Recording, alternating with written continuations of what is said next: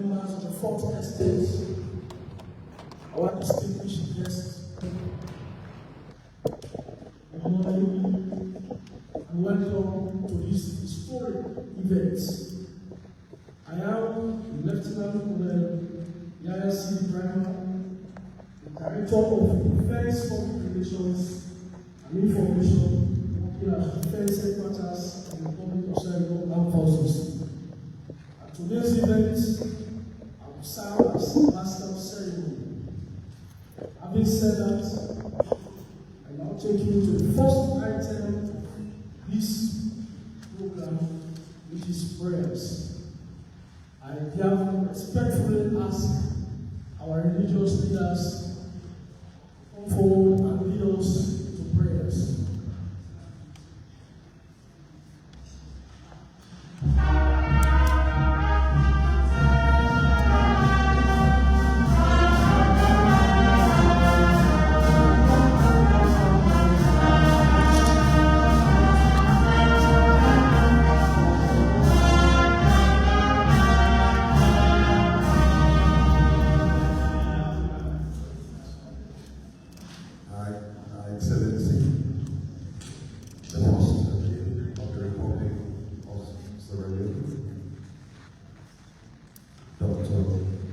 Fatima Maada Bio, your kind permission to stand on the existing root point to officiate today's prayer. Let us pray. Almighty and heavenly God, we gather before you today in gratitude and humility as we witness the official launch of the Elsie Initiative Fund for uniformed women in peace operations. To meaningfully participate and lead in the Republic of Sierra Leone Armed Forces and support peacekeeping operations, we are there to mitigate the barriers online, the full, equal, and meaningful participation of women in the Republic of Sierra Leone Forces operations. Lord, thank you for guiding all those who designed these projects and who are following it. We pray that its implementation will advance gender equality and women's empowerment, strengthen leadership, and ensuring that the Republic of Sierra Leone Forces women have the capability and support the need to thrive and live. In Jesus' mighty name we pray. The Lord's Prayer. Our Father, who art in heaven, hallowed be thy name, thy kingdom come, thy will be done on earth as it is in heaven. Give us today our daily bread, and forgive us our trespasses, as we forgive those who trespass against us. And lead us not into temptation, but deliver us from evil. For thine is the kingdom, the power, and the glory, forever and ever. Amen.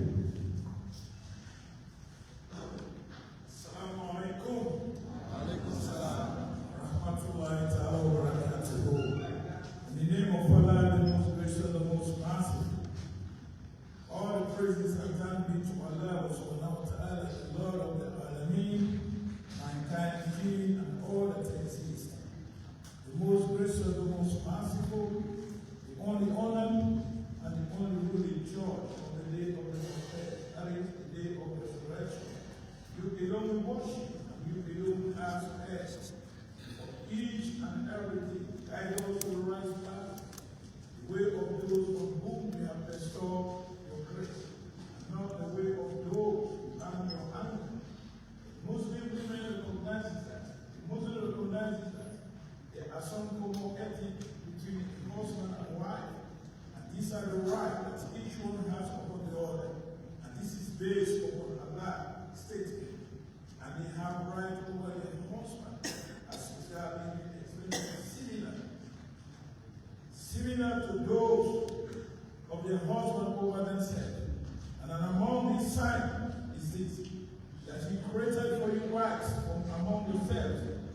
that you may find happiness in them. And he has put between you affection and mercy.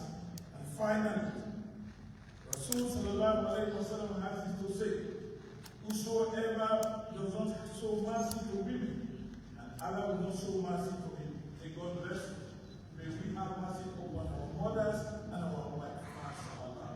Let us recite our Fatiha together as a supplication to the success of this occasion. MashaAllah. Al-Fatiha. أعوذ بالله من الشيطان الرجيم. بسم الله الرحمن الرحيم. الحمد لله رب العالمين. الرحمن الرحيم. مالك يوم الدين. إياك نعبد وإياك نستعين. اهدنا الصراط المستقيم. صراط الذين أنعمت عليهم.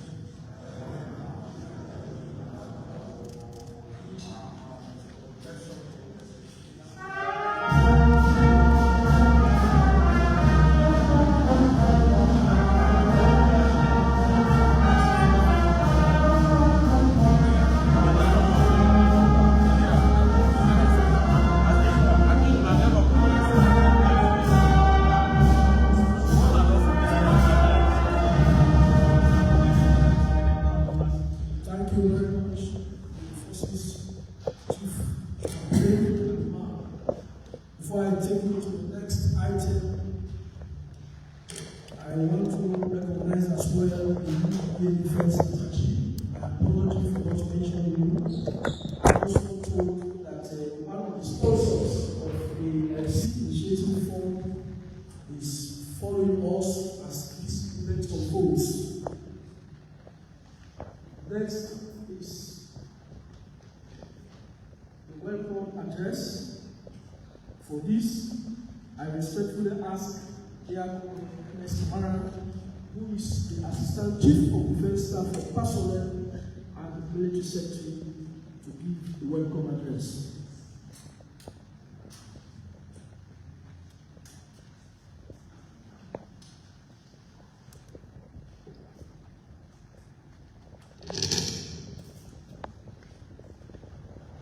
Our special guest of honor, Excellency Dr. Fatima Maada Bio, the First Lady of the Republic of Sierra Leone and President of the Organization of African Peacekeepers for Development. I kindly request the permission to add on the existing protocol already established.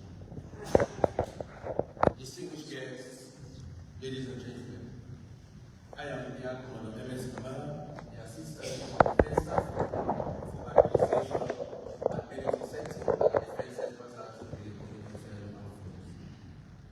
It is with great pride and purpose that I welcome all of you to the official launch of an initiative on the transformation to empower Al-Staff women for peace operation.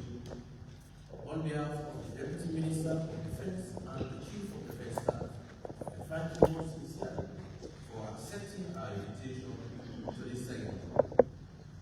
Your presence here this morning is a significant step forward in recognizing the strength, resilience, and vital contribution of our staff women. These warrior queens at the forefront of military service, often in the most challenging environment just like us. Yet, their full potential in peace operation remain untapped and underrepresented. This ceremony is not just about recognizing inclusion, it's about transformation, equipping Al-Staff women with the tools, training, and opportunities they need to fully participate, lead, and rebuild communities formed by conflict towards sustainable peace, security, and development. We thank our esteemed partners, in particular our special guest of honor, the Minister of Gender and Children's Affairs, the United Nations and Elsie Foundation, and all the courageous women who inspire this ceremony. Together, our presence here is not just launching a project, we are advancing a movement that will be a testament of the beginning of something powerful, purposeful, and impactful. I wish all of us a successful ceremony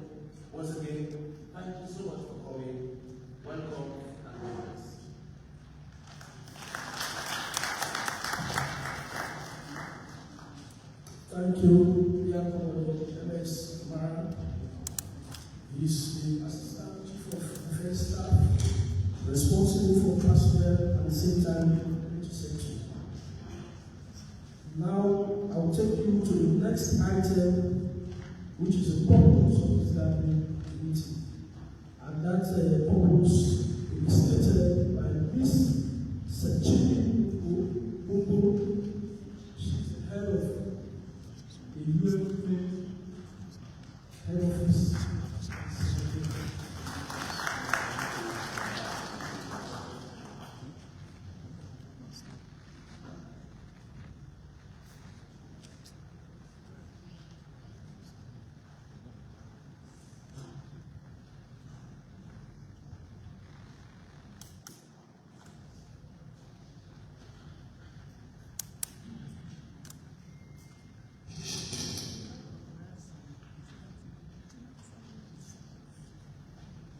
Your Excellency, the First Lady of Sierra Leone, Dr. Fatima Maada Bio, President of African First Ladies. It's been a while, and I'm very happy to learn under your leadership. Honorable Minister of Gender and Children's Affairs, the Minister of Defense,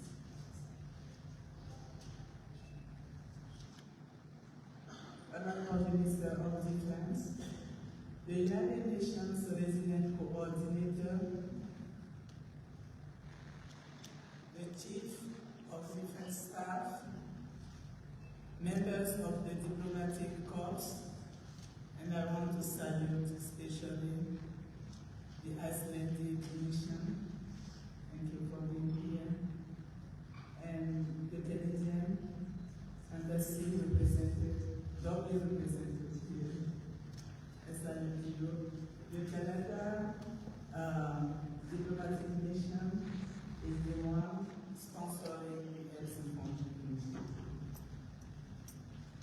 Senior officers of the Republic of Sierra Leone Armed Forces and of the Ministry of Gender and Children's Affairs, UN Women Country Team, development partners, and I cannot skip the Special Advisor to the President for Gender and Gender Equality and Women's Empowerment.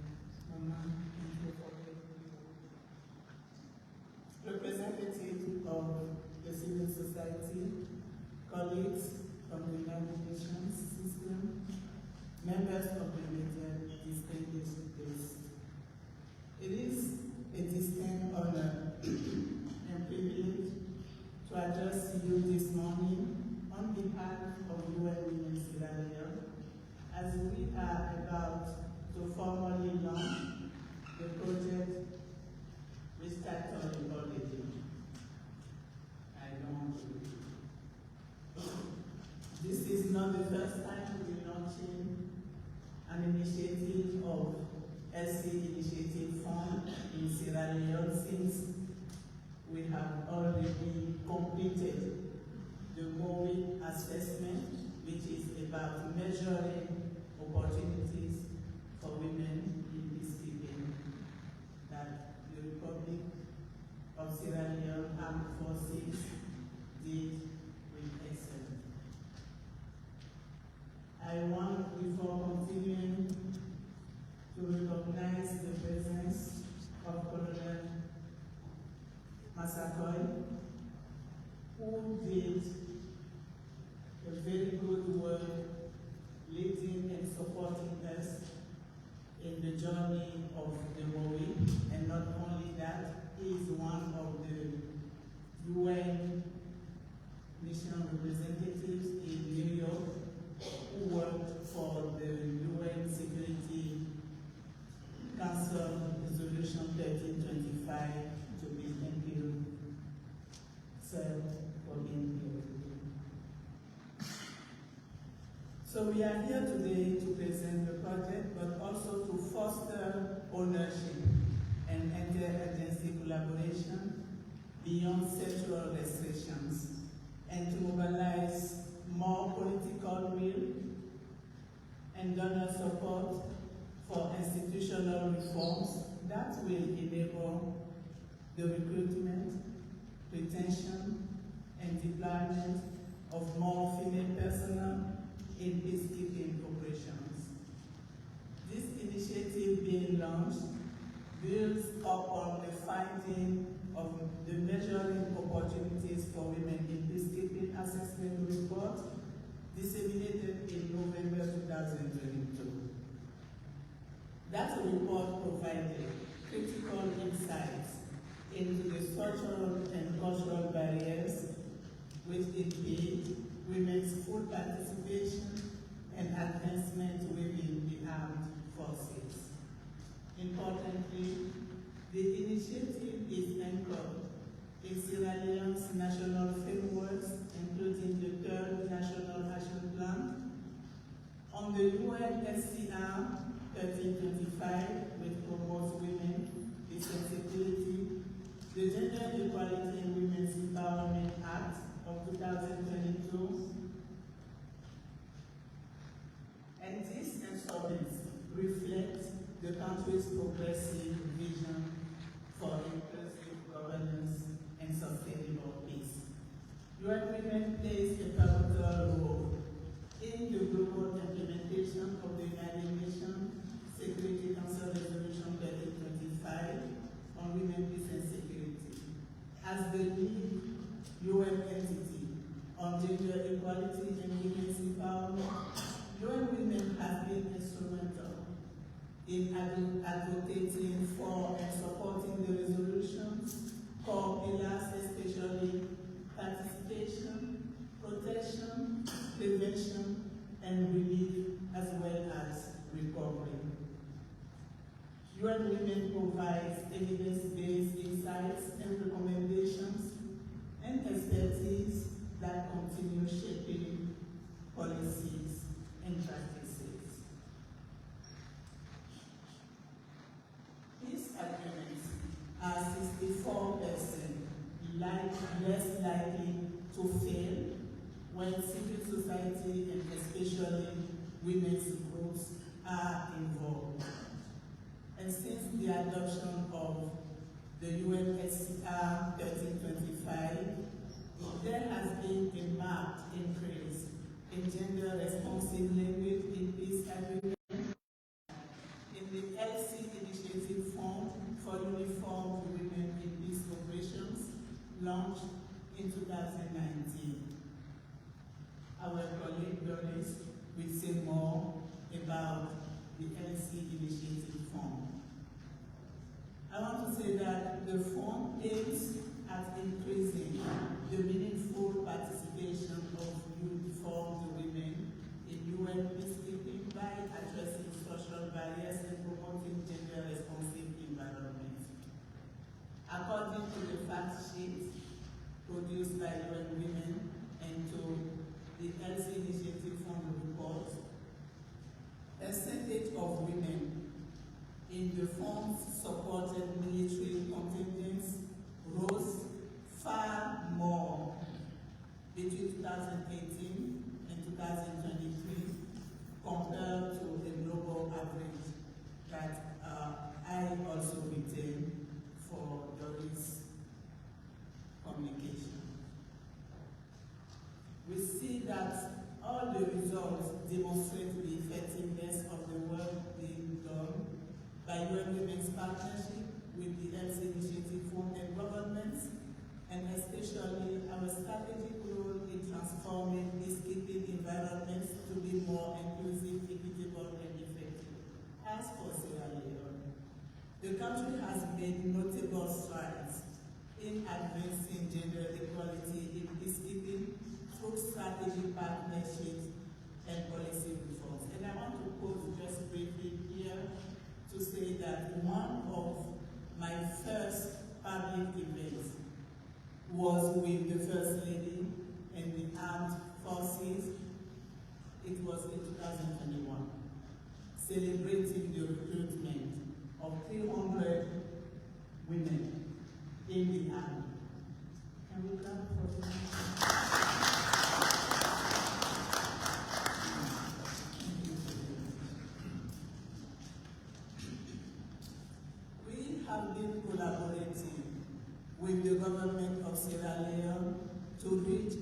is 30% women's participation in peacekeeping deployments in line with the 2022 GB Act.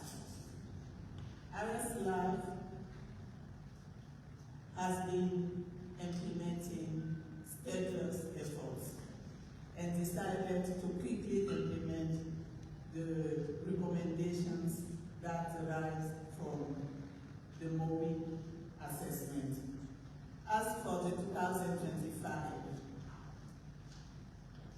deployment by Sierra Leone in peacekeeping, especially in Somalia, 46% of Sierra Leone's deployed peacekeepers were female.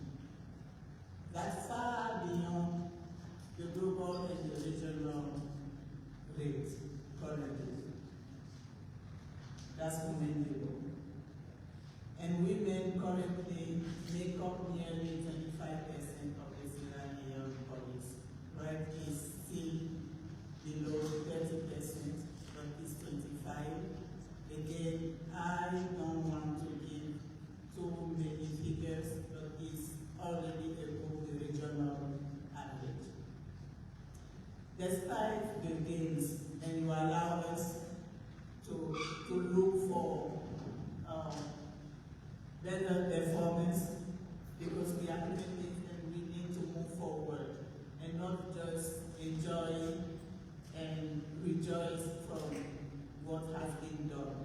There are persistent challenges, including limited political will, institutional resistance, and underfunding of women-led initiatives. For instance, in the Army, there are only 13% of total uniformed personnel. A barrier assessment that identified 10 key obstacles to women's meaningful participation, and to the sum of those I already enumerated, but also gender responsive. There are inadequate gender responsive infrastructures and services, which includes weak enforcement of anti-harassment policies. This current 2-year project, funded by the Elsie Initiative Fund, aims at upgrading facilities at the Peace Mission Training Center, expanding career development and deployment preparation for women, improving healthcare services and reporting mechanisms for sexual and gender-based violence, and finally reviewing and strengthening gender mainstreaming policies. And the Ministry of Gender is currently working very fastly and professionally, widely on reviewing and strengthening gender mainstreaming across government. The present initiative seeks to address those gaps by strengthening institutional readiness, enhancing leadership capacities, and reshaping the perception of women's roles in defense and peace building. Esteemed partners across government, the armed forces, the Ministry of Gender and Children's Affairs, the United Nations system, donor agencies, and civil society. Your presence here today is a powerful testament to the collective commitment required to advance this agenda.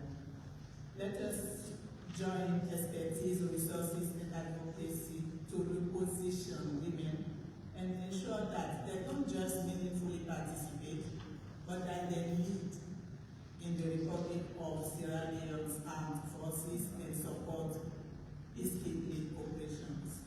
Together, we can contribute to building a defense and peacekeeping architecture that reflects the values of equity, professionalism, and inclusive leadership.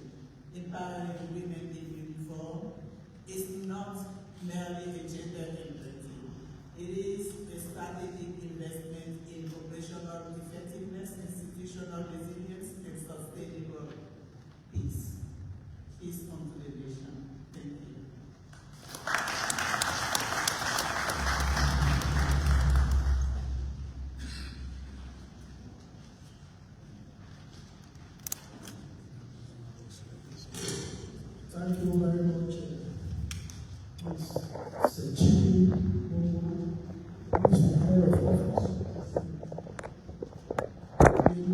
item is presentation. It's a 20-minute presentation, and it will be done in 2 segments.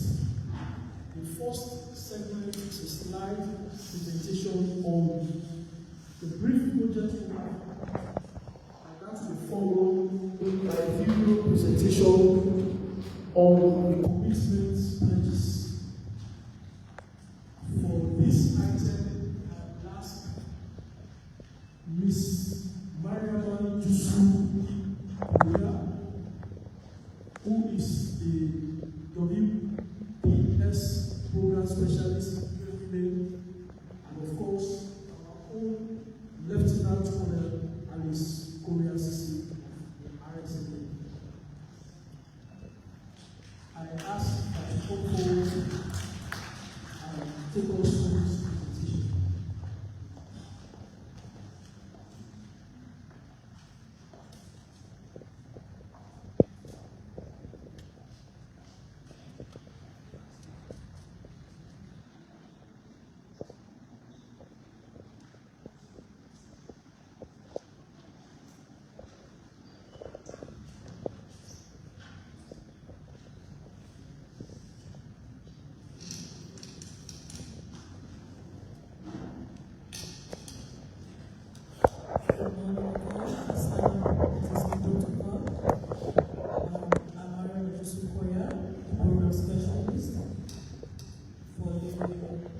So we are here today to do a brief presentation on the project, the Elsie Initiative Fund project, which is repositioning women meaningful participation in the armed forces. We have been in partnership with our staff for over years from the barrier assessment, and here we are today launching a project to implement those recommendations that we are in the assessment that was done. And we are going to do it together with Lieutenant Colonel Addis to show how the partnership works. So the project outcome contributes to the key outcome for Elsie Initiative. This is the standard outcome, which is to increase pool of women for women eligible to deploy United Nations peacekeeping. But in doing so, there are contributing factors to improve on this. And these are some of the factors and the gaps the project is trying to address. So the logo is Elsie Initiative, and it's a 2-year project. It's co-implemented by UN Women and House-Lab together, and House-Lab as a key beneficiary to the project.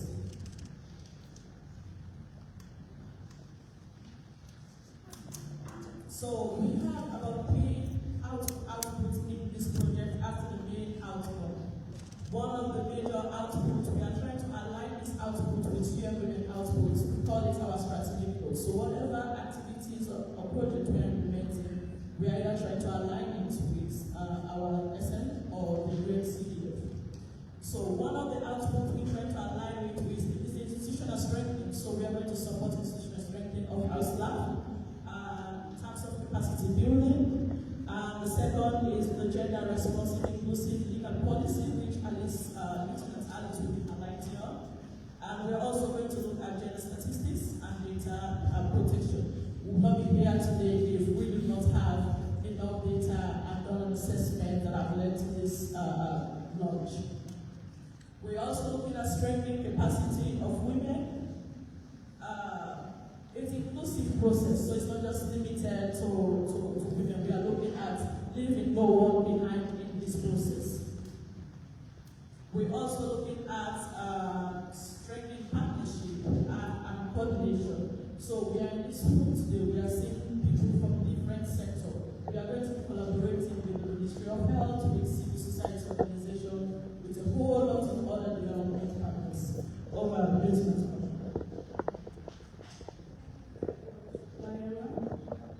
In continuation of these presentations, this project did not just come as a magic.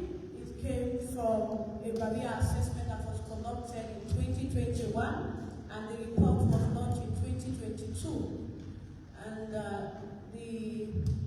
was conducted using the Baikamz methodology, which after that report was launched, we see a change in the leadership approach to female, leading to the first female to be appointed as second in command in an infantry battalion, that's the 11th Infantry Battalion.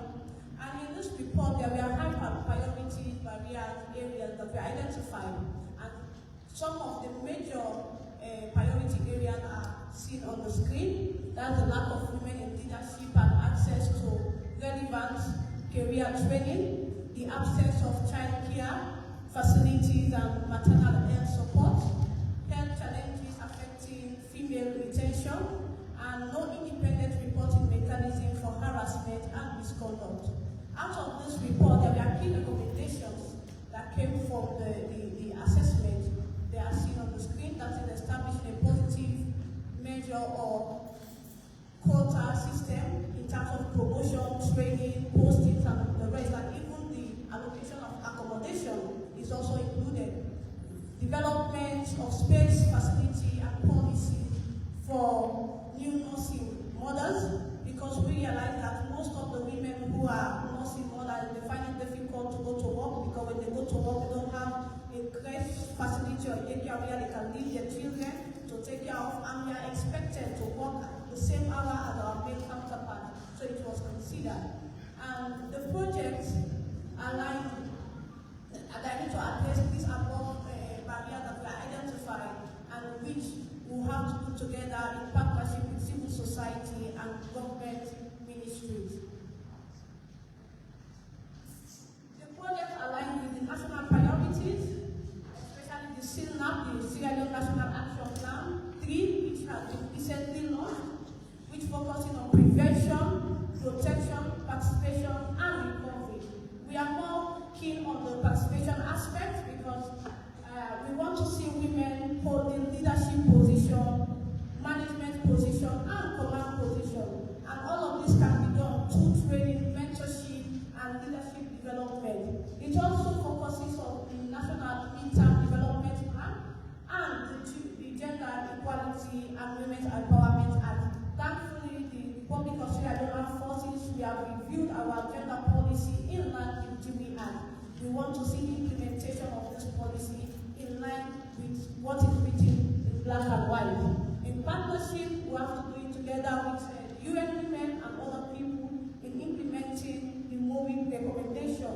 And the focus of this project is to increase women in uniform deployment in peacekeeping operation and also internal operation. Because now we are going into what are some of the key activities, the interventions this project will be focused on.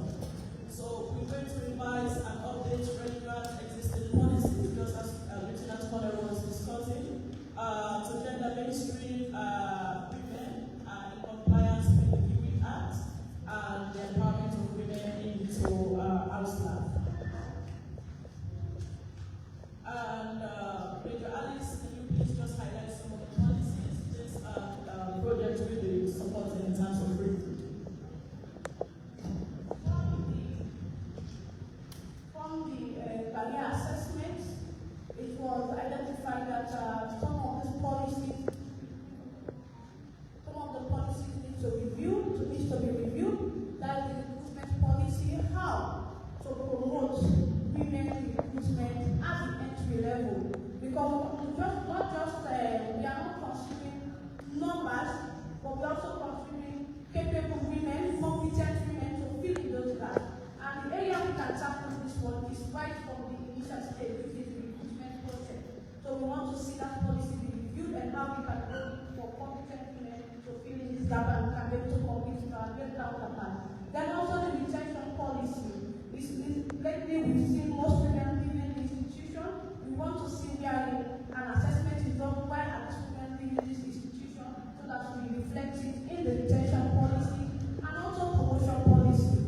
We know that for over the years, women have been at the back because of the manner in which they were enlisted or recruited, which is the specialist area. It was only recently that in the late 2000s, women started being recruited in the mainstream. And if we say we are going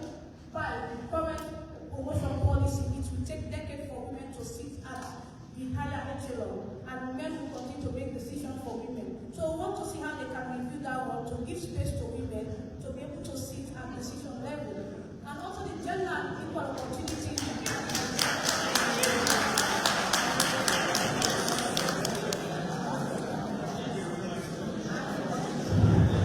For the gender and equal opportunity fertilization and sexual harassment policy, thank God for the CDSP that we have, that this particular policy is at the center of his mission. And he has ordered that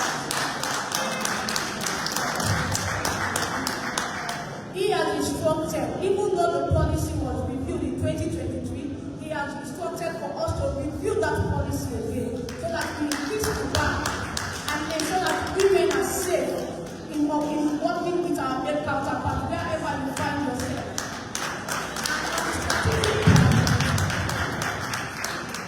And once strategic plan will be developed by the policy committee, a policy committee will be established, which will involve the Ministry of Gender and Equal Opportunity and other partners to see how best we can get outside perspective for us to have a unique and a test-in-time policy that will move forward.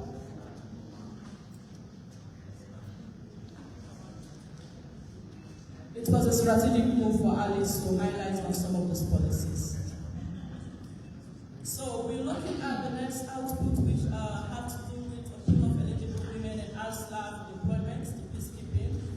We cannot just deploy women. There are a lot of internal issues, a lot of internal capacity, a lot of gaps within that we need to strengthen before deploying at global level. So one activity we are looking at here is a logistical support to the Peace Mission Training Center.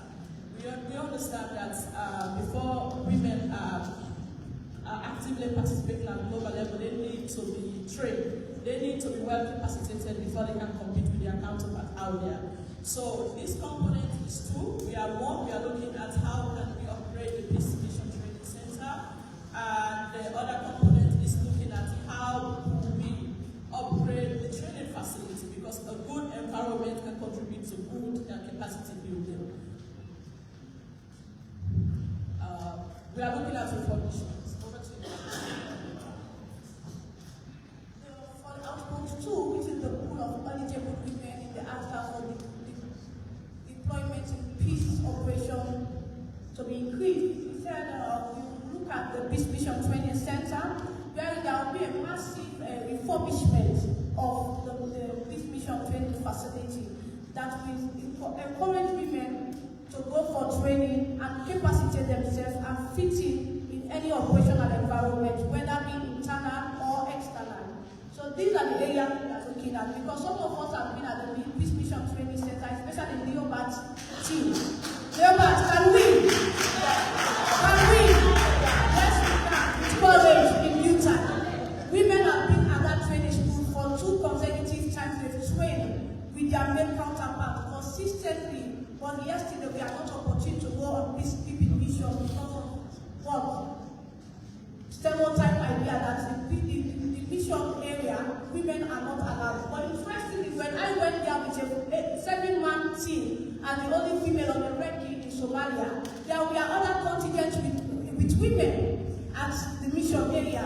So I wonder why women were not allowed by them, saying that the mission area is not accepting women. So we want to see how women will go to this particular place, train, enjoy the facility, all the previous facilities that we are coordinating with our male counterparts. Yes, I know people are wondering, but mostly I was in the same tent with my male counterpart. I want them to leave to shower. So looking at this package, when those facilities, we think there are big great improvement, but we want to see more improvement in those facilities so that we can feel comfortable. And it's not just for women. The accommodation is targeting women, but other training facilities is for both male and female. When you look at the office space, it's for everybody. So don't say it's just it's a gender bias project. No, it's not a gender bias project. But we want to see women feel comfortable within the environment. So this will be the area. Details are in the report, and most of these report documents have been sent to commanders. We encourage them to read this document and make contributions during the implementation phase.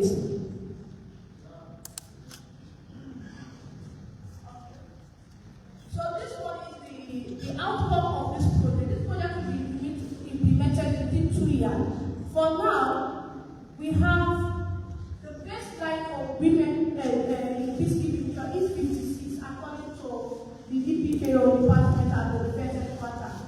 This one is mainly for staff officers and minors, not for contingent units. So at the end of this implementation, we want to see the number increase from 56% to 73% through the reduction of Ababa.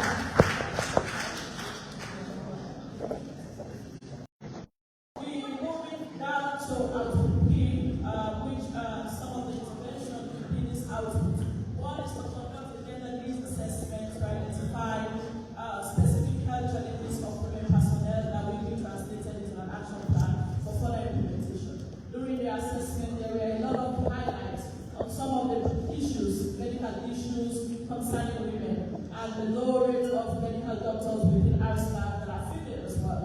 So the project will be looking into that and providing support in that area. We're also going to be looking at advocacy campaigns to promote area for female medical practitioners, especially female doctors with our staff medical service. This will potentially deploy with contingents going on peacekeeping missions. So we're also looking at conducting an awareness raising on LGBT-related issues, gender-responsive issues, especially if these are an issue all over. It's not just an institutional issue, it's a global phenomenon.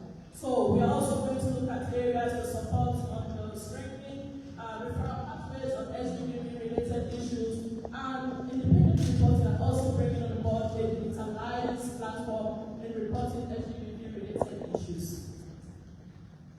So over, Alice. Retention for women personnel, especially through improved healthcare and effective reporting mechanism. We intend to conduct a gender needs assessment and identify specific health challenges that we are faced with as women within the ministry. And this will be translated into an action plan. And implementing this will have a partnership with the Ministry of Health, other health partners, NGOs that are working towards health, especially towards women.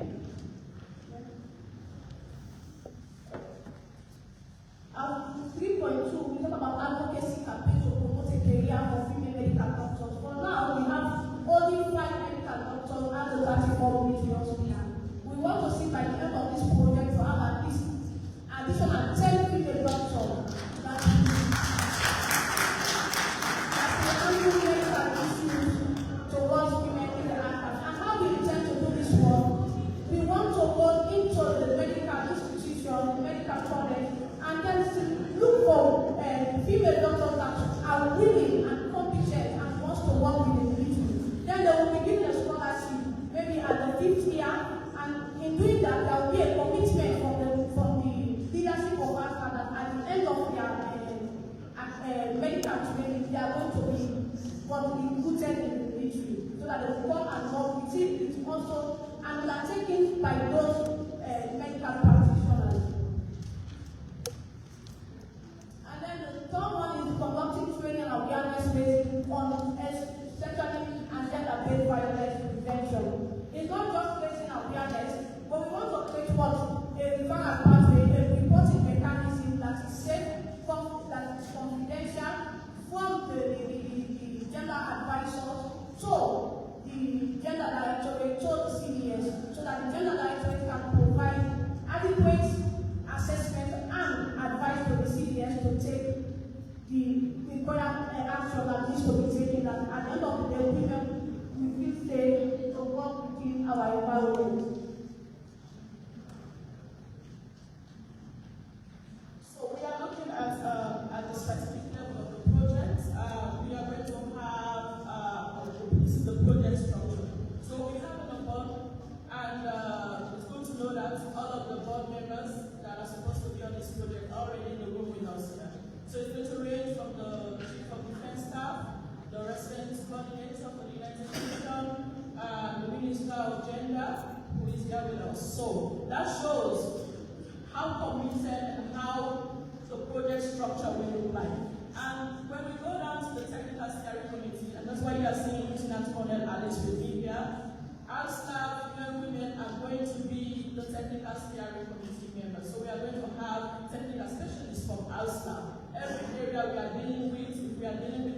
issues where we need doctors, we have our staff medical doctors, the medical team that will be part of the project. If we are looking at refurbishment and construction, we have our staff engineers that are experts that are going to be part of this project. So it's a collaborative process. So we are going to have a structured technical steering committee. And we're also going to be working with partners, civil society organizations. And we are going to be partnering with medical institutions to support some of the findings that will be coming out of the medical assessment that will be done.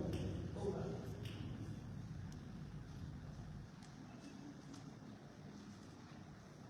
So expected results or outcomes within the ASDAF after the implementation of this project are highlighted, and the identification of health conditions affecting female personnel, increase in the number of female medical practitioners at our Defense Medical Center, strengthening institutional work culture by promoting the reporting and follow-up of harassment and misconduct cases, implementing standardized, accessible digital reporting systems for enhanced accountability and transparency.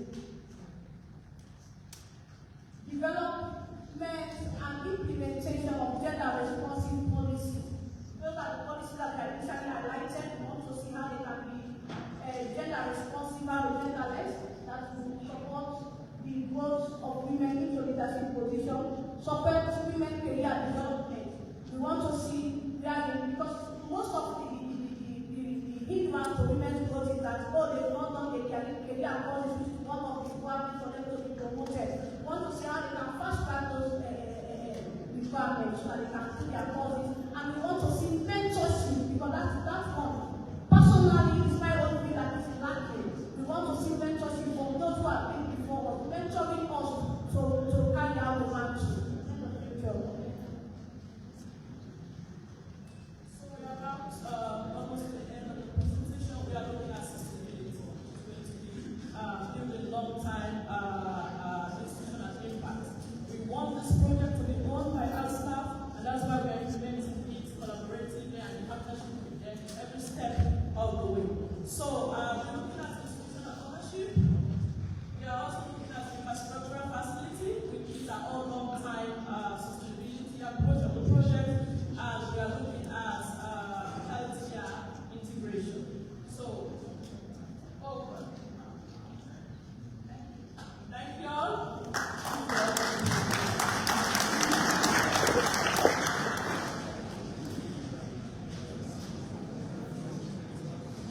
So, we're just about to show a 5-minute video on the voices of our staff female officers in the field.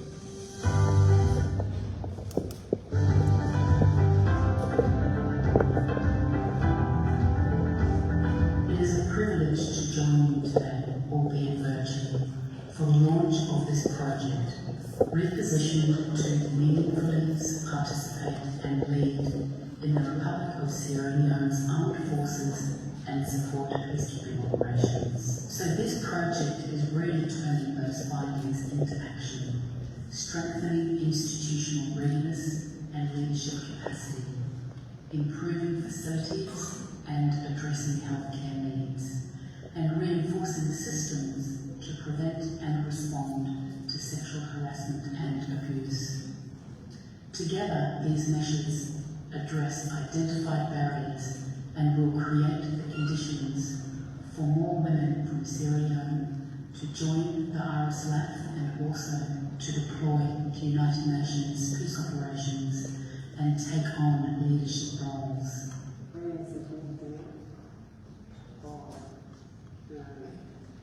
Sierra Leone as well as Elsie and the global partnership on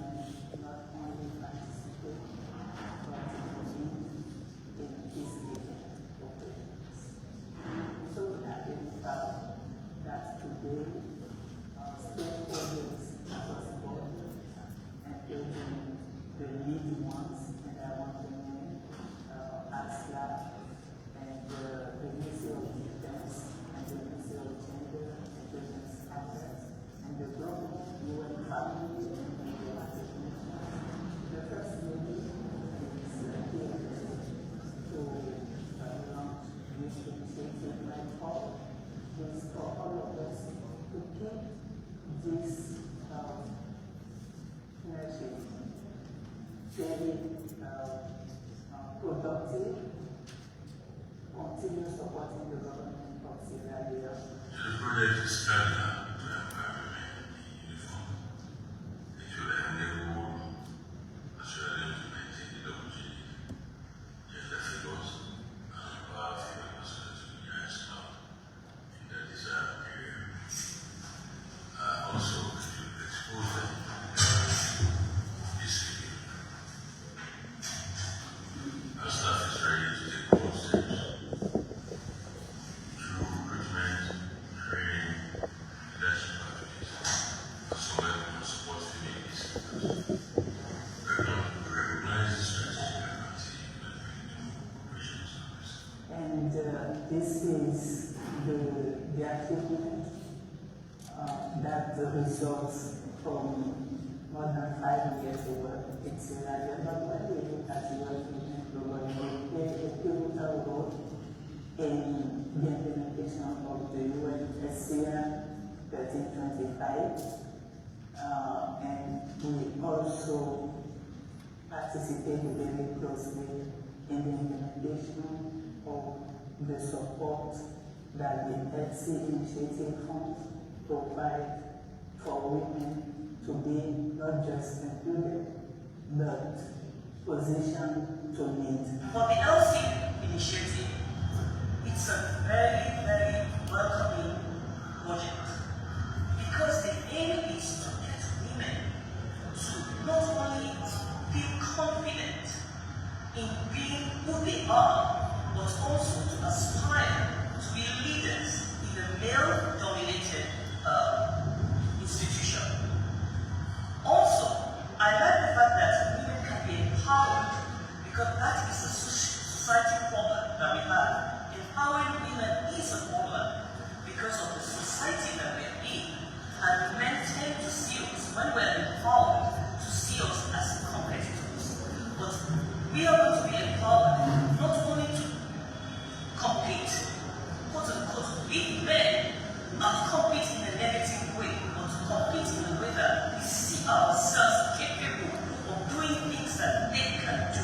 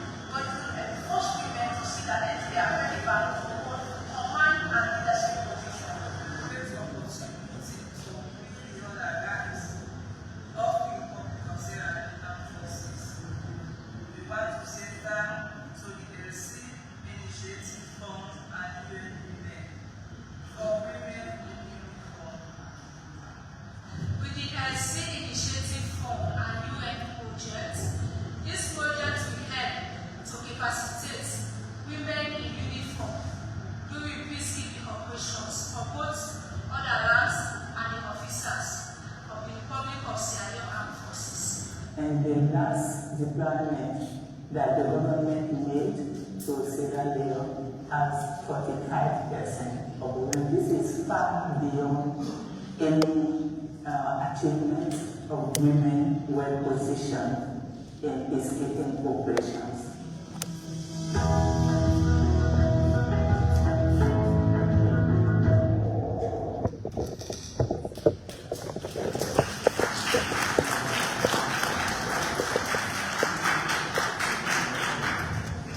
Thank you very much. It's Mariama Korea and the Lieutenant Colonel and his Korea system. Shall we give a round of applause to our women?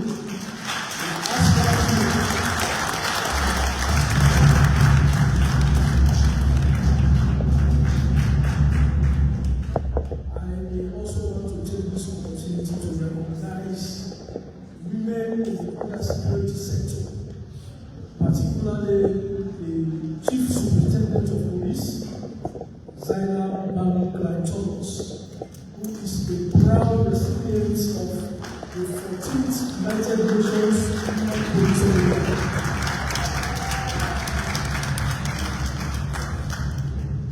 Having said that, we now move to the next item, which is statements. We will have 5 key personalities to deliver us various statements. I will start with the first statement will be delivered by Elsie Initiative Fund and the person of Miss Deborah Warren Smith, who is the manager, Elsie Initiative Fund for Uniform Women in Peace Operations. We are kindly invited.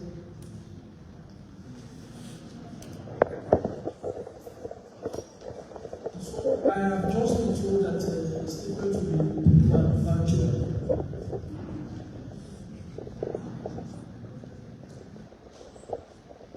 Your Excellency, Dr. Fatima Maada Bio, First Lady of the Republic of Sierra Leone, distinguished guests, colleagues and friends. It is a privilege to join you today, albeit virtually, for the launch of this project, Repositioned to meaningfully participate and lead in the Republic of Sierra Leone's armed forces and support peacekeeping operations. On behalf of the Elsie Initiative Fund, I congratulate the Republic of Sierra Leone Armed Forces and UN Women in Sierra Leone for your strong and consistent leadership in advancing the full, equal and meaningful participation of uniformed women in peace operations. I would also like to thank the Fund's donors, whose support has made this partnership possible. This launch builds on the work that we have done together. I had the opportunity to support the RSLAF and UN Women in Sierra Leone during Measuring Opportunities for Women in Peace Operations, or MOPEP, assessment in 2021 and 2022. And this provided the evidence base for today's project. That process also showed the strong willingness of the RSLAF to really look closely at their own systems and to identify barriers to women's full participation and leadership within the RSLAF. So this project is really turning those findings into action, strengthening institutional readiness and leadership capacity, improving facilities and addressing healthcare needs, and reinforcing systems to prevent and respond to sexual harassment and abuse. Together, these measures address identified barriers and will create the conditions for more women from Sierra Leone to join the RSLAF and also to deploy to United Nations peace operations and take on leadership roles. Sierra Leone's role in peacekeeping continues to grow, with almost half of deployed RSLAF personnel now women. This project will help to sustain that progress by embedding stronger systems, targeting training, and providing better support for women in the armed forces. The Elsie Initiative Fund is really proud to be part of this next phase. Today's launch is a clear signal of commitment and partnership and an important step towards sustainable and lasting change. Thank you very much.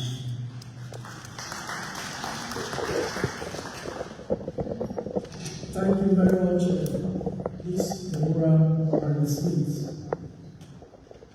Now, the next statement should be delivered by the UN resident coordinator in the pursuit of Miss Serifine Wakanda. I kindly ask to deliver this statement.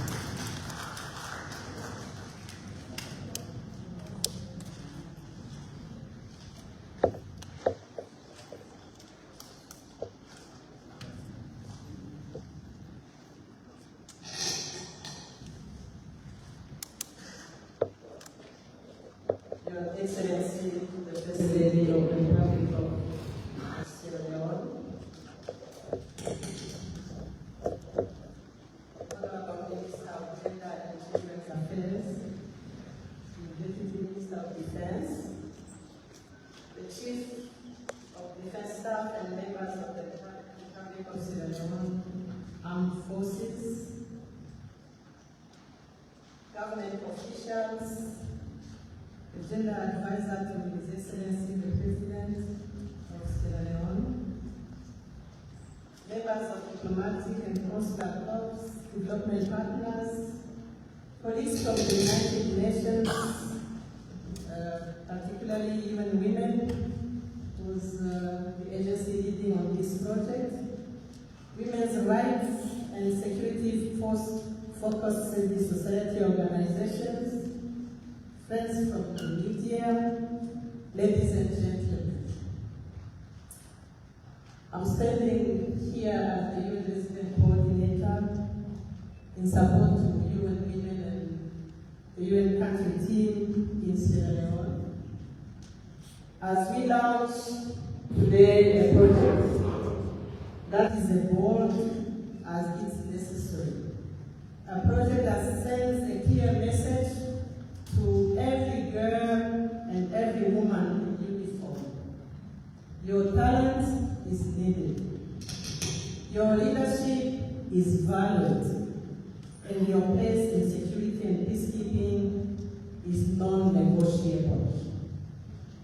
Thanks to the support of the Elsie Initiative Fund and to UN Women, the Republic of Sierra Leone Armed Forces are embarking on a 2-year journey to dismantle the barriers that have long held women back from realizing their full potential in peacekeeping. As already presented by the manager of the Elsie Fund initiative, this means fairer and more inclusive policies, improved training facilities, strengthened healthcare systems, increased presence of female medical personnel, and safe and accountable mechanisms to report and track misconduct. However, success requires collective efforts. The leadership of the Republic of Sierra Leone Armed Forces, the guidance of government ministries, the expertise of UN Women, the support of Elsie Initiative Fund, and the commitment of other partners and donors, the advocacy of civil society, and the voices of the media, and I will list many of it. Everyone here has a role to play in this transformative journey. This initiative also supports Sierra Leone's broader development goals, including the Gender Equality and Women's Empowerment Act, the United Nations Security Council Resolution 1325, National Action Plan on Women, Peace and Security, and the Mid-Term National Development Plan, all of which are integrated into the United Nations Development Cooperation Framework for Sierra Leone. Beyond infrastructure and policy, this project is about vision. A vision where Sierra Leone is not only a contributor to global peacekeeping, but a champion of gender equality in the security sector. A vision where young cadets women lead in classroom, in the field, and in command. And a vision where the world looks to Sierra Leone as proof that inclusion strengthens forces, enhances missions, and makes peace more durable. Let us also remember that this is not a woman's issue alone. When we remove barriers for women, we strengthen the Republic of Sierra Leone Armed Forces. We strengthen Sierra Leone and we honor the country's proud legacy in peacekeeping. We enhance operational capacity, uphold the highest standards of conduct, and build a more resilient and inclusive force. And I want here to recognize again the Chief Superintendent Zainab of Sierra Leone. She was recognized for her exceptional work in the United Nations Military Security Force for Addis as the UN Women Police Force Officer of the Year. Her story is not just about personal achievement. It's a beacon of hope and possibility. It reminds us that when women are empowered to serve, they uplift entire communities. It's a call to action for institutions to invest in women's leadership and for society to recognize that inclusion strengthens peace, justice, and national progress. Congratulations again, Zainab. Your Excellency, Madam First Lady, and Honorable Ministers, may I use this opportunity to call us all to be ambitious and relentless in prioritizing inclusion. And let us make this launch not just a moment in the calendar, but a milestone in our history, and a turning point where we declare that the full participation of women in peace operations is not optional, it's essential. To the Addis Club, your leadership matters and is recognized.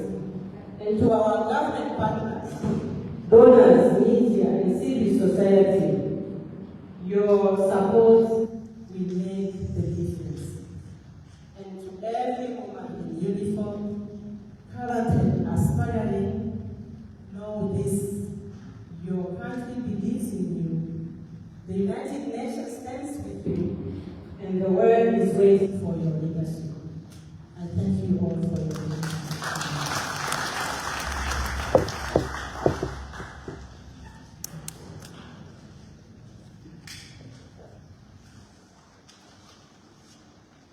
Thank you so much, Ms. Fatima, who is the resident coordinator of the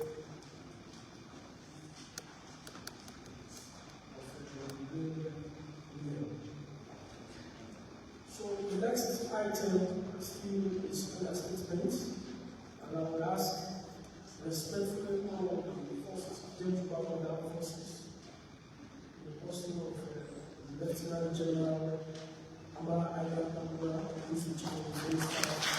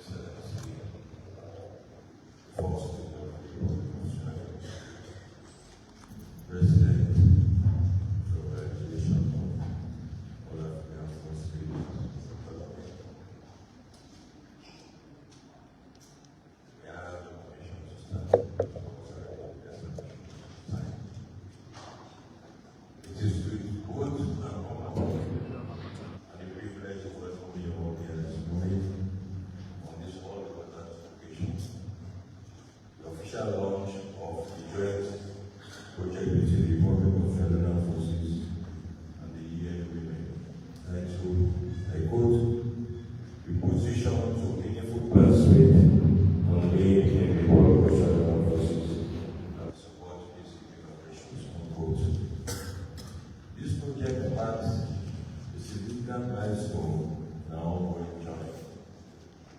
One that is planned towards gender equality, inclusive leadership, as well as other gender parity activities in our forces. It is anchored in our commitment to women, peace, and security agenda, which is aligned with the UN's Resolution 1325 and 1820, and is fully integrated in our third national action plan, as well as Gender Equality and Women's Empowerment Act, which is the Gateway Act of 2022.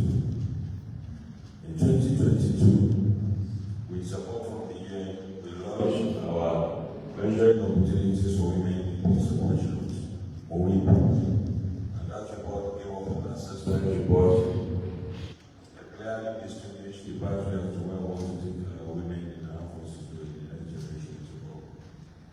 It also clearly outlined that the progress made and the persistent barriers that limit the full participation of women in peaceable positions, particularly in leadership roles in the house. While we have increased recruitment for women through our excellency agenda like the first Miracle 2021 was mentioned, we acknowledge that women remain underrepresented in leadership roles as well as international development outside Sierra Leone. Cultural norms, structural barriers, operational constraints and restraints, as well as other gender areas continue to play ceiling that we must now break as we move forward. This is why today's launch is not just about symbolic action, it is a strategic one. With support for the Elsie Initiative, this project provides us with a blueprint to remove those barriers already mentioned, to build institutional readiness, as well as equip our female to lead, deploy, and excel within Sierra Leone and outside Sierra Leone, especially operations. Let me affirm the unwavering commitment of the national leadership to this agenda. We are not just participants, we are partners. We are determined to lead by example in our nation called Sierra Leone, both at home as well as on the international stage. To our revived partners, the UN Women, government ministries, diplomatic corps, the Elsie Initiative donors, and civil society, we thank you for being part of us as we progress along this journey. Your support is instrumental in helping us transform our good intentions into measurable results and actions. As we launch this project today, we also launch a vision where the purpose of Sierra Leone forces that is diverse, inclusive, and operationally stronger because of our acceptance of the basic norms of gender equality and parity within the force. Let us work together to ensure that every woman in the arts lab, not only the arts lab, but assistant security safety forces, not only has the opportunity to society, but also has the opportunity to lead. So, people that are pronounced today, that the arts lab will have this force, Lieutenant Colonel Infantry Officer in the name of Escape, CC, to command the Infantry Battalion.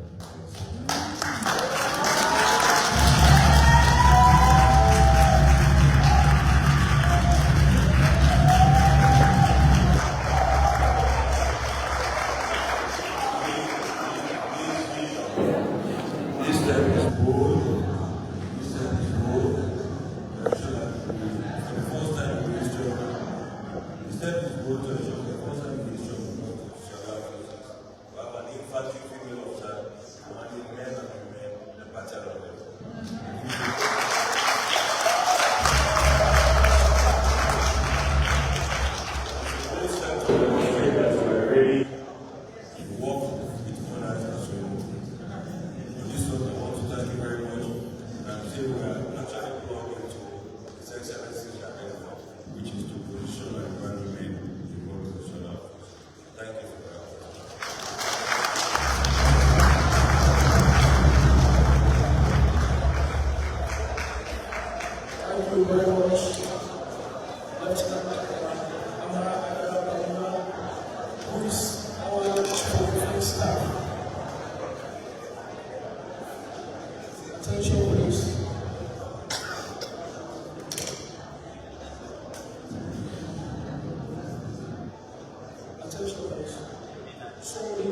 fourth statement will be delivered by the Minister in charge or responsible for gender and children's affairs. In the person of Dr. Fatima Maada Bio.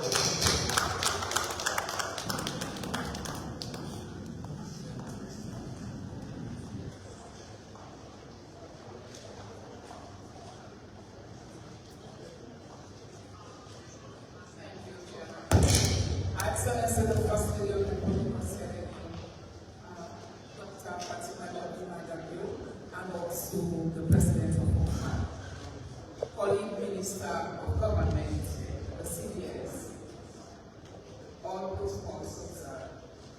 I stand before you with immense pride and deep sense of responsibility as we officially launch the Elsie Initiative project. This is not just a project. It is a promise that to our women in uniform, to our daughters who dream of serving their country, and to every citizen who believes in a more inclusive and peaceful Sierra Leone. Today, we take a bold step forward. We are saying clearly and unequivocally that women must not only be seen in armed forces, they must be heard, respected, and empowered to lead. The Elsie Initiative is about positioning women to meaningfully participate in peacekeeping and security operations, both within our borders and on the global stage. It is about removing the barriers that have held them back for too long and building systems that recognize their strength, their leadership, and their right to serve. This initiative is not emerging in isolation. It is deeply rooted in a constellation of global, regional, and national frameworks that affirm the rights of women to participate fully and meaningfully in peace and security processes. At the global stage, we are guided most notably by the United States Security Council Resolution 1325, adopted in the year 2000. This landmark resolution was the first of its kind to recognize and disproportionate impact of conflict on women and girls, and to call for their full and meaningful participation in peacekeeping processes, conflict prevention, and post-conflict construction. The UN Resolution Council 1325 is not just a policy, it is a promise that women will no longer be sidelined in decision-making processes that affect their lives, their communities, and their nations. We are also bounded by the Convention on the Elimination of All Forms of Discrimination Against Women, the CEDAW, which obliges states to eliminate discrimination in all sections, including defense and security. We are inspired by the Sustainable Development Goals, especially Goal 5, which puts into gender equality, and 16 on peace and security, and strong institutions. These goals challenges us to build inclusive society and gender-responsive governance. Regionally, we concentrate on the African Union's 2063 agenda and its gender strategy, which promotes women leadership in peace and security and recognizes their role as agents of change. The ECOWAS conflict prevention framework and gender policy has advocated for the integration of gender perspectives in peacekeeping and security sector reform. These instruments provide both moral and strategic imperatives for actions today. The chairperson, Excellency the First Lady, distinguished ladies and gentlemen, it is almost 25 years since we adopted the groundbreaking Security Council Resolution 1335, Women, Peace and Security, in October 2000. This year, in October, this country will join the rest of the world to celebrate the 25th anniversary of that particular resolution. And we are ready, we stand ready for that. As a country, we have demonstrated a consistent commitment to the implementation of women, peace and security agenda through the adoption of successive national frameworks and action plans. In 2009, Sierra Leone became the first country in West Africa and seventh in Africa to develop the National Action Plan for the full implementation of the UN Security Council 2025, the CPLA. In 2024, the third generation of the National Action Plan for the implementation of the UN Security Council Resolution 1325 allocated frameworks was launched. And what we're proud about is that most security officers are present and they play a very pivotal role in working towards that particular national plan. That plan provides the roadmap for increasing women's participation in peacekeeping and security institutions. Our gender equality and women's empowerment policy emphasizes the importance of institutional and gender mainstreaming across all sectors. And the Republic of Sierra Leone Armed Forces Gender Policy commits to creating an enabling environment for women's recruitment, retention, and advancement. We want to say thank you to UN, especially the UN women, for putting their efforts in terms of building these particular structures, for ensuring that women in uniform are not just left there alone. They are being supported. It is about transforming. It's about creating a culture within our security institutions that values diversity, promotes equity, and fosters leadership. It's about ensuring that when Sierra Leone contributes to peacekeeping missions, we do so with teams and reflect the full potential of our people. The enactment of the Gender Equality and Women's Empowerment Act stands a landmark achievement. It provides a legal foundation for advancing women's rights, mandating the minimum 30% representation of women in public and decision-making spaces, and reinforcing accountability across institutions. Thanks to the UN Women again for supporting the Ministry of Women and Gender and Children's Affairs for developing what we call the accountability framework, a tool that will be used for monitoring gender mainstreaming and gender objectivity. Similarly, the Customary Land Rights Act has addressed long-standing inequalities in land ownership and inheritance, particularly for rural women, by affirming women's rights, access, own, and control under customary land. We are dismantling one of the most persistent barriers to economic empowerment and social inclusion. The Public Elections Act is another. Institutionally, we have seen commendable leadership from the Office of the National Security, which has developed a gender-sensitive policy framework aimed at mainstreaming gender across security operations. This policy seeks to increase women's participation in decision-making as well. These efforts reflect on growing national consensus that peace cannot be sustained without gender justice, and that security must be refined to include the safety, dignity, and agency of women and girls. The Elsie Initiative Fund on this momentum offering a practical mechanisms to deepen our commitment and accelerate progress. To our women in Leone, your courage, your discipline, and your commitment inspire us all. We have served in God, are taken, often in silence, and today we say the time to lead has come. We will work with you, invest in you, and ensure that your path is not only open, but supported. The men in uniform, we have to get use of silver men in uniform.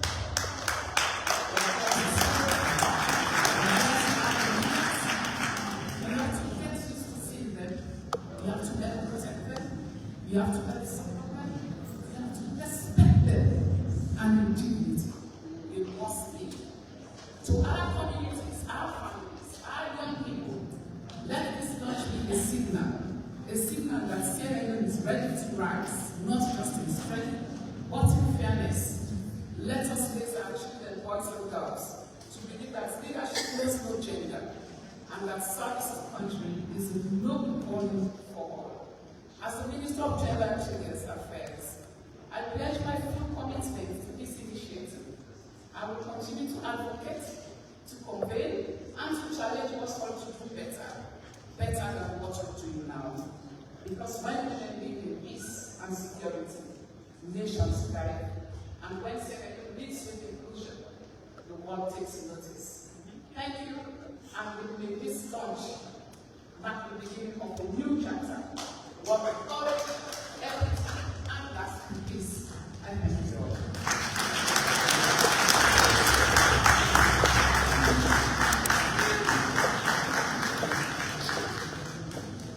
Thank you very much.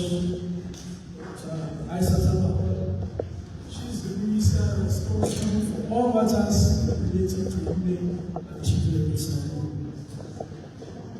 Thank you for that statement. Now, I respectfully call on the Deputy Minister of Defense in the post of retired Colonel Maada Bio.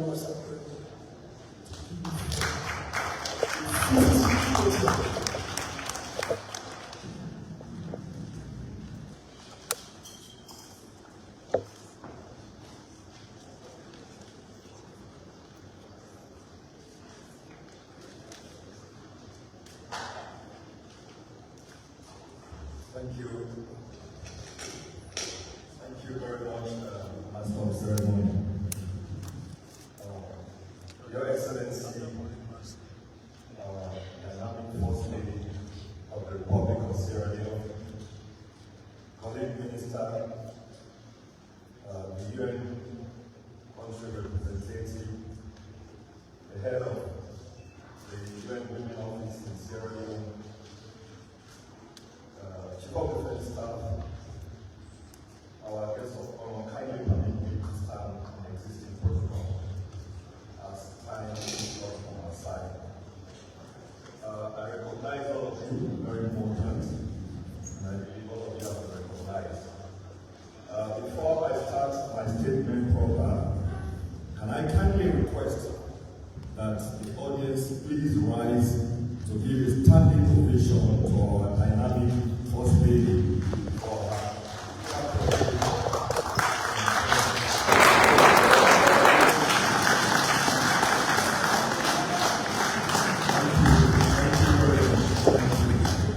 And this will also act as a way of relaxing your legs.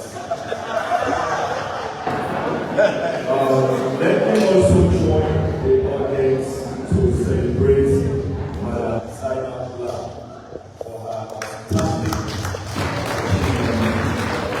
gender issues. Thank you very much, Madam.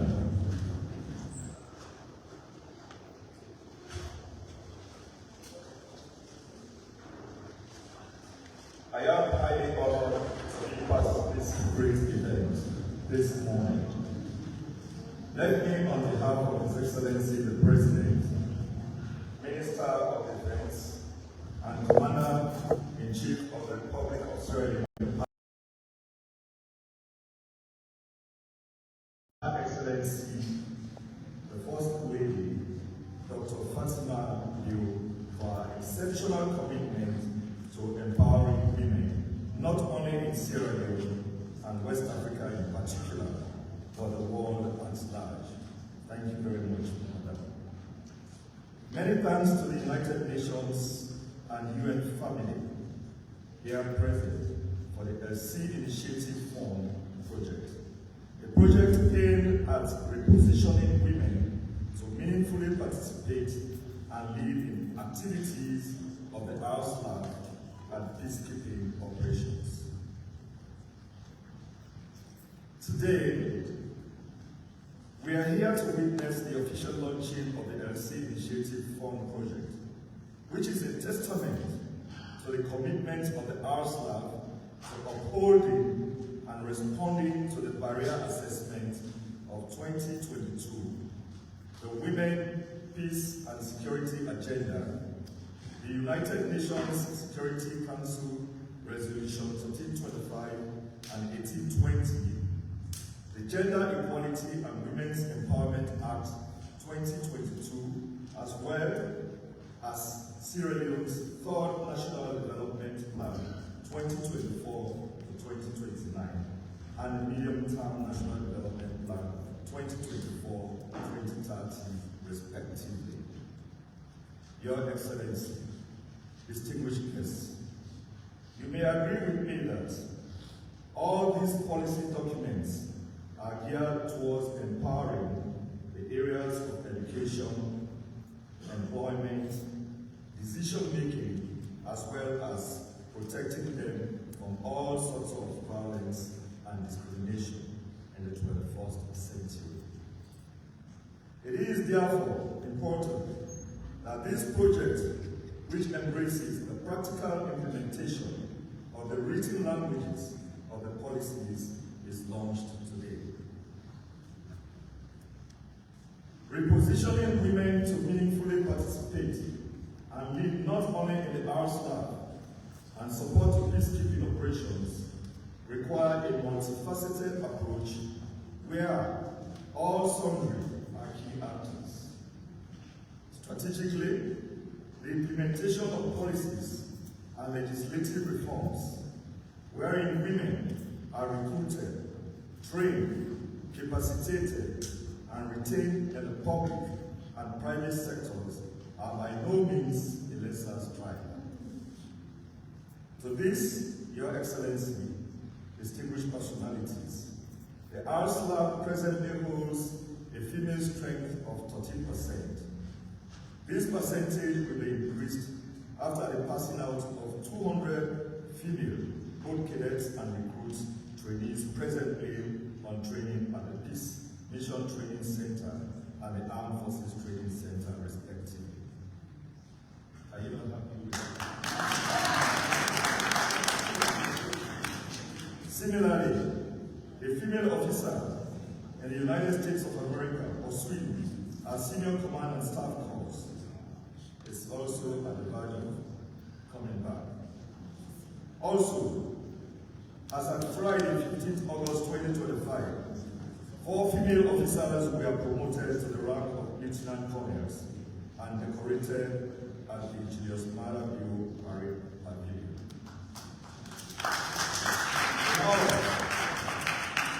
In all, the UN Women, Peace and Security, the first ever in Africa, which seeks to integrate women into peace-building processes, strengthen their role in conflict resolution, and ensure that they benefit from peace and security initiatives.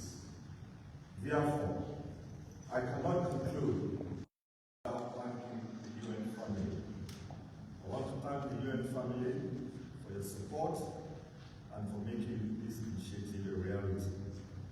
By means of conclusion, I thank Her Excellency once more and call on all MPAs, private sector, civil society organizations, and gender-centered institutions to give more to our mothers, sisters, wives, nieces, and female children the capability they require to make decisions, get employment, and form part of the category of leadership pillars in our nation. I thank you, Mr. President. Thank you very much. Thank you very much, the Deputy Minister of Defense. Shall we give him the round of applause?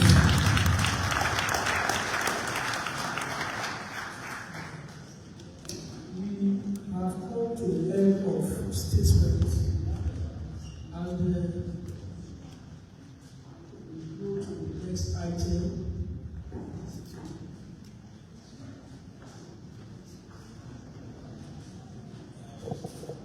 Which is panel discussion.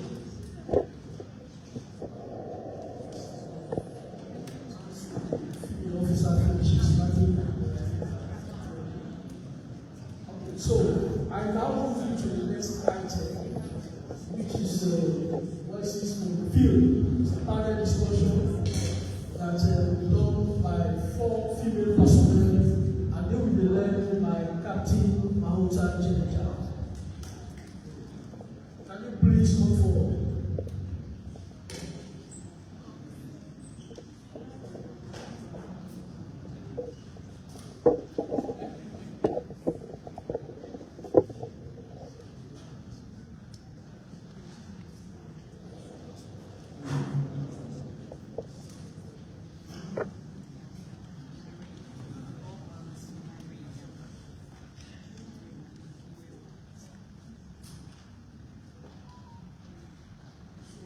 Captain General, you can go ahead.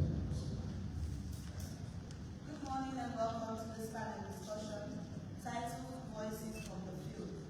I am Captain Maada Bio, the moderator for today's discussion. Our panel this morning is made up of female serving personnel chosen from across the entire service of the Republic of Sierra Leonean forces. I will now hand over the line to them to introduce themselves.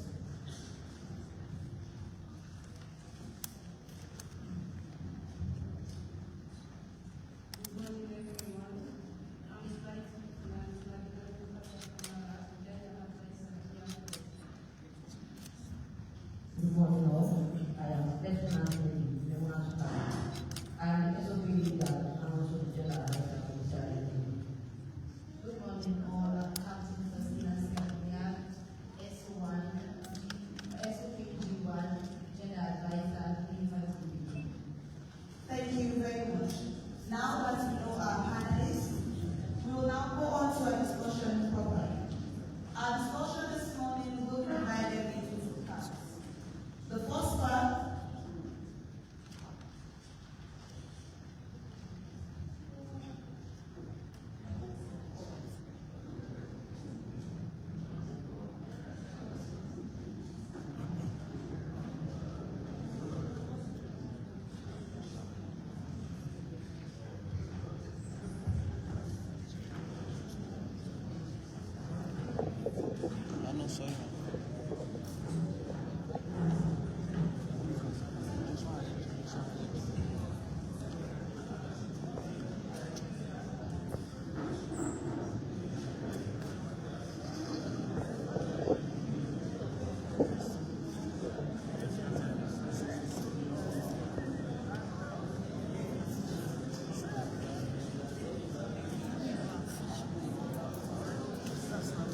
Sorry, this starts now. Over.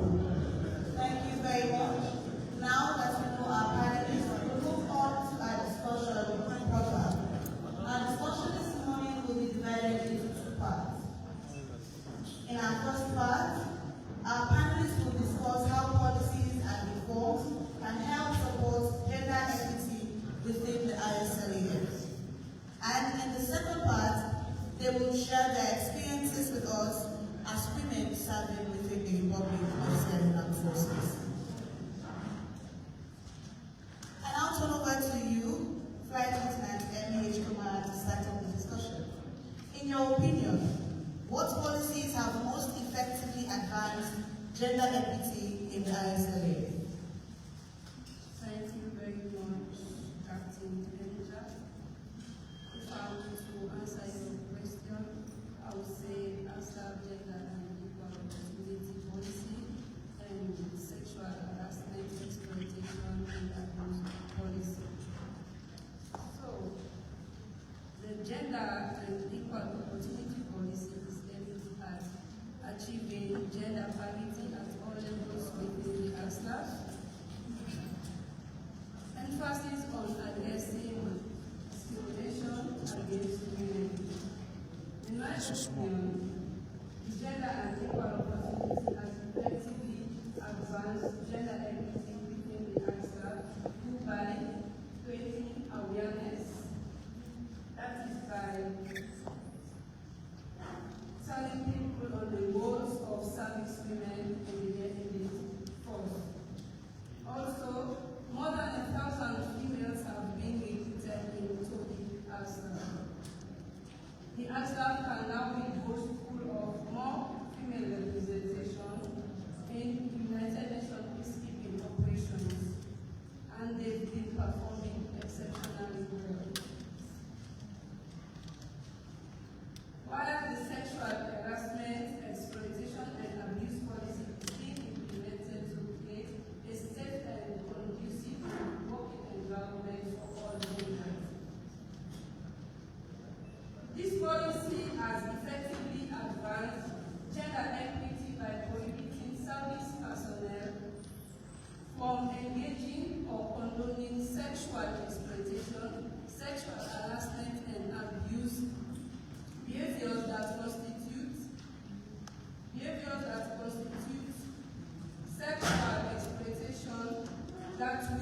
disrupt their effectiveness and efficiency in carrying out their duties.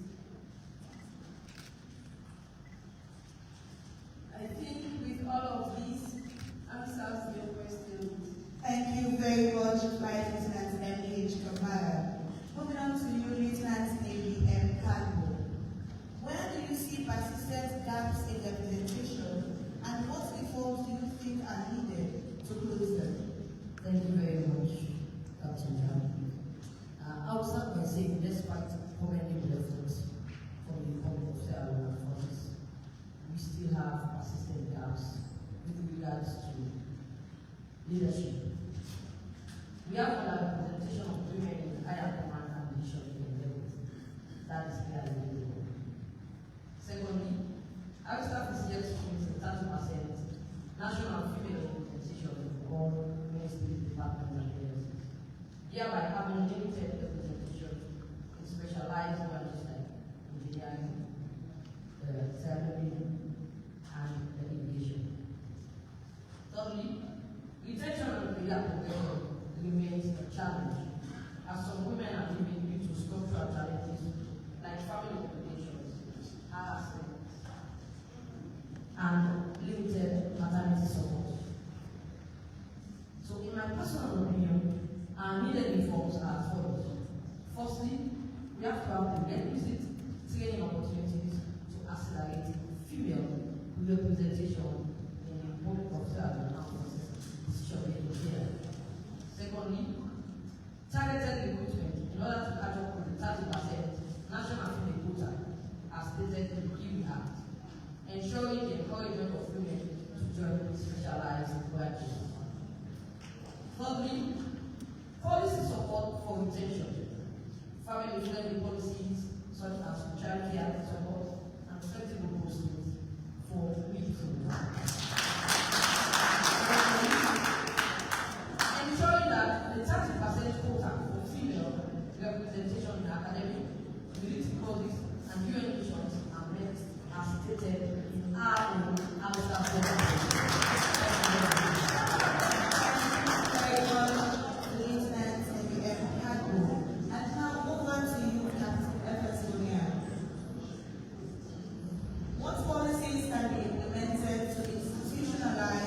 Mentorship and leadership in the Republic of Sierra Leone forces. Thank you, Captain Ja. The implementation of the mentorship and leadership policy, and this will help us promote gender diversity, equity, and inclusion. In achieving this, I think some policies should be in place, like the formal mentorship program within our staff, where a senior officer will mentor junior officers. We start that from training school, like we normally say we get them Leone. And also we do a networking program. We liaise with sister forces, their senior officers will matchmake, so they will share their experience in the community. And also we look at their community action policy that will address promotion, command appointment, leadership training and courses for women, that we allow women employed in the roles they are qualified for, nothing except from their gender. Thank you. Well, that concludes the first part of our discussion this morning. Now we're going on to the second part, wherein we ask our panelists to share their experiences with us as women serving in the Republic of Sierra Leone forces. Without speaking on you, I am going to start again with Flight Lieutenant M.H. Kamara. Please, can you share with us a pivotal moment in your career that shaped your leadership style?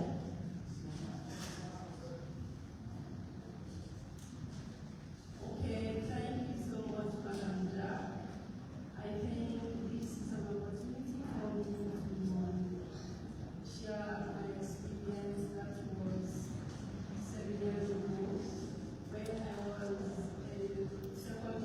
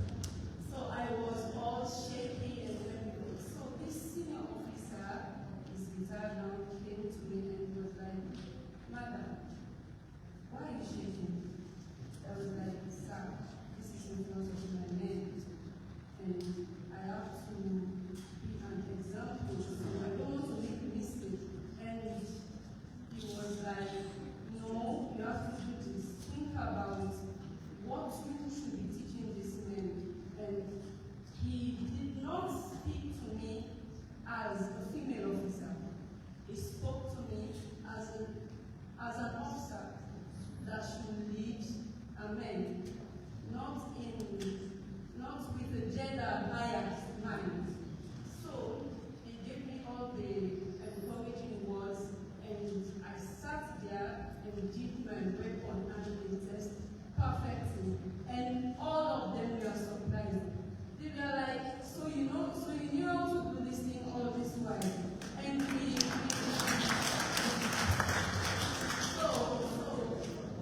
went for 10 kilometers once from Mungetaris to one place I don't know the name anymore.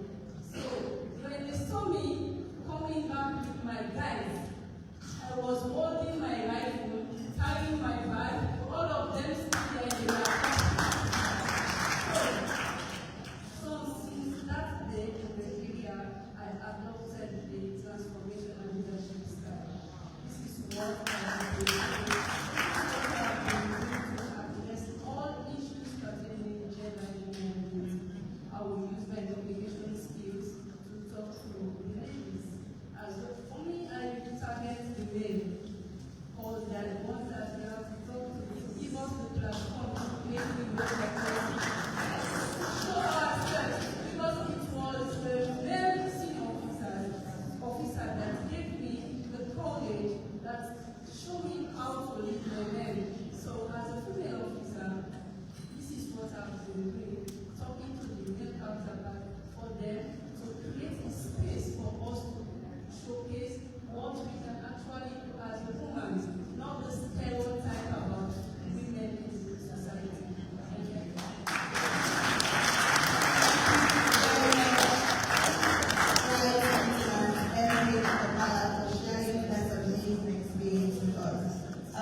Over to you, Lieutenant Lady Erin Hatton.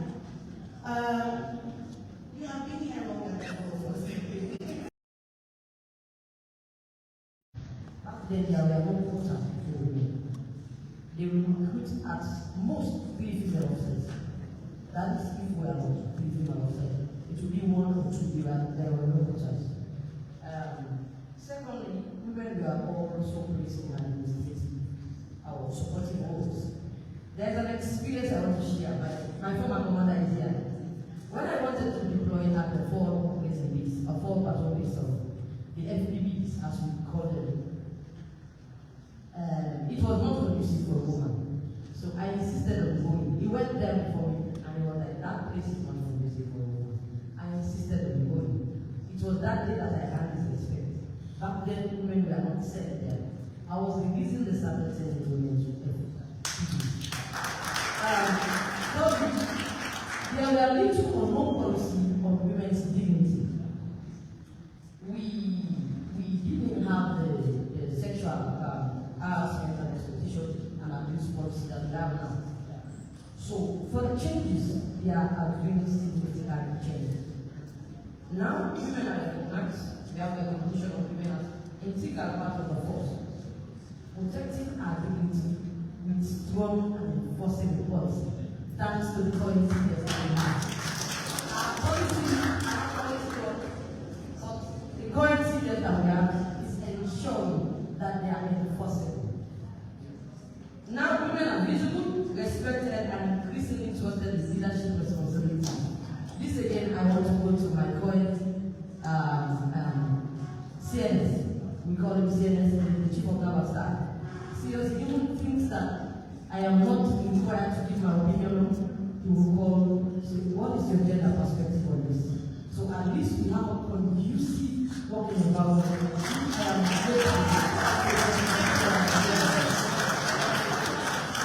And for the positive, seriously, if I say I'm going to talk about the positive, we are not going to do this place.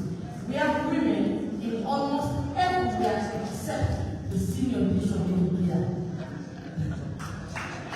We have women, yes, we have women as platform commanders, women as administrators, women competing with men in international arena.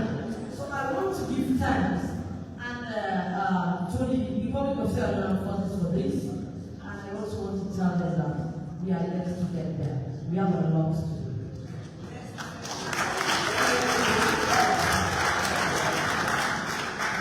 Thank you very much, Lieutenant Secretary.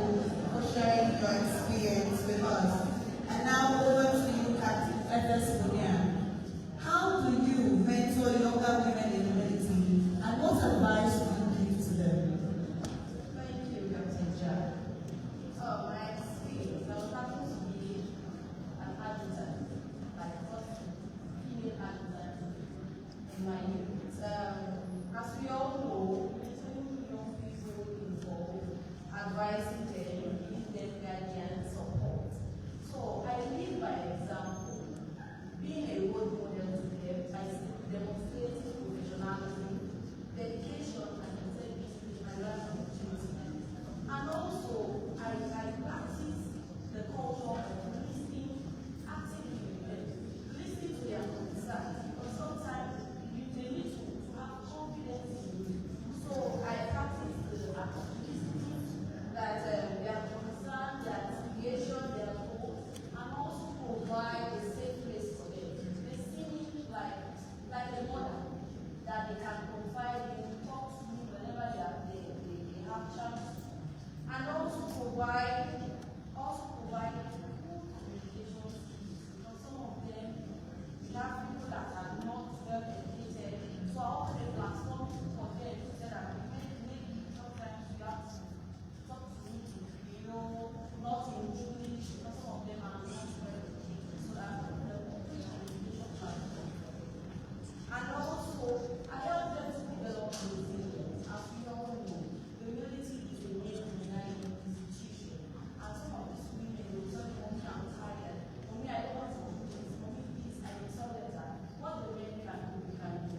Let's develop the act of resilience." And also, let's platform that I will celebrate it. Whenever one of them graduates from college, we make a platform for them to celebrate it, something that they belong to an institution. My advice to the young women is for them to know, set a goal, because you need a goal and an objective. Without a goal, you are not going. And also, I tell them to take advantage of the opportunity the community is giving us as women. Let us not take advantage of them as because we are women. They are giving it to us because we are women. No, it's because we are capable. That's why they are giving us the opportunity. And also, I tell them to stay physically fit, because men normally say that we are women, we can't do it. And I put it to them as a female answer. If a male can sleep in the office, you stand by, I can do it. So my women and my female can do it. I tell them to be physically fit, doing the challenges, as we all know, she knows how to receive, we have to stand by that last over months. I can only say that we get the office with the men doing the same job. That's what we are doing. Thank you. Wow, that's powerful. Lastly, my advice to them is for them to be proud of their job, because if you don't like this quality job, you can't do it. Proud of your service and benefit and enjoy the work. Thank you. Thank you very much for sharing their experiences with us. So as we end this discussion, I will now hand over the mic to, again, our panelists to leave us with a message. That's one thing that you would not want anybody listening to you to forget. I start with you. So, sometimes when we talk about gender issues, the first thing that comes to the mind of our wonderful Nigerian counterparts, I quote, look at let we go, no more business.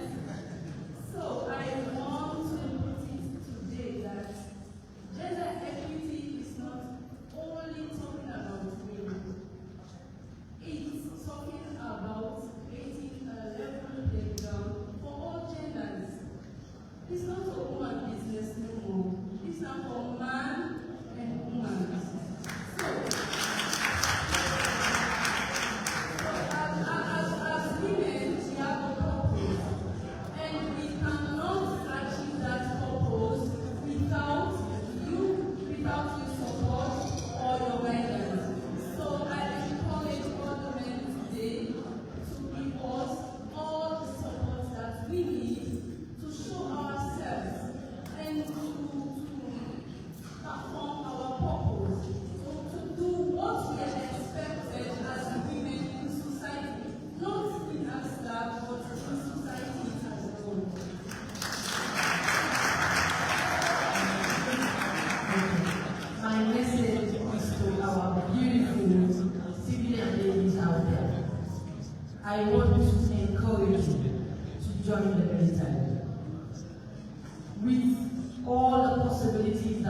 house you in an institution that is ready to build your capacity.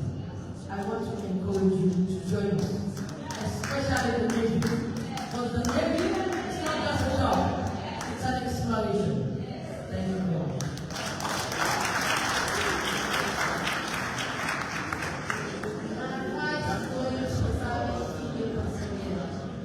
As the normally say, we are making history by having first female battalion commander adjutant. Like I normally say, it's not all about history, it's about legacy.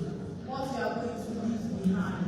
What is going to the landmark that we are going to leave. To tell the men that what they are doing from you, we are more than capable.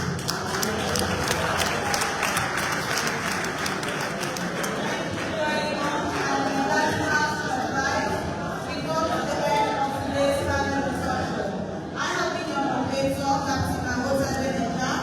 Thank you so much for that attention.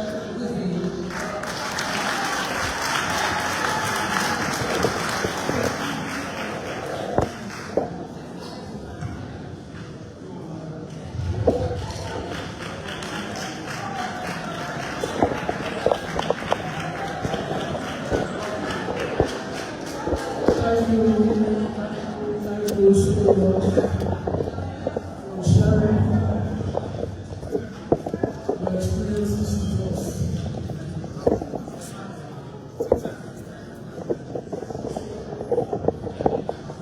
Shall we give a round of applause to these finalists?